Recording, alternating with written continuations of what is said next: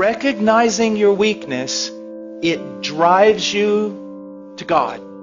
Immediately to God.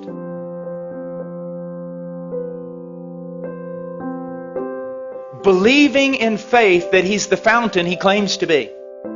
That He's the source and the helper that He claims to be. That He is one of unlimited resources. That He does not greedily hand out to children, but He lavishes upon us. So see, your problem is that you're really not recognizing you're weak. Or you recognize you're weak, but you just stay there in your weakness. The thing is, your weakness ought to drive you to God. I saw someone last night, and I dealt a long time with them. Precious little girl. She recognized her weakness. She recognized her frailty. She recognized her sin. She recognized there were some things in her life she couldn't overcome right now. But here was her problem. She would see her sin, and because of the work of the devil and sometimes our own heart condemning us, she would put herself in the penalty box every time that she sinned. Well, you can't go to God right now.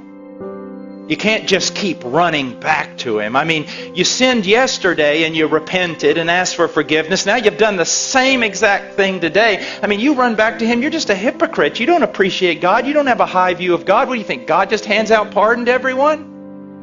And isn't that what we do? And isn't that what we think?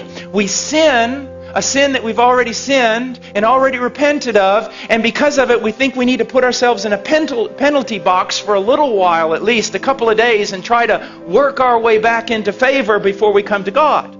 Because if we think, actually, you mean if I go back every time I do this, just immediately, not only going back and asking for forgiveness, but expecting forgiveness, isn't that hypocrisy? Isn't that a low view of God? Isn't that treating God as a forgiveness machine? No, it's being biblical. It's what poverty of spirit is supposed to do to us.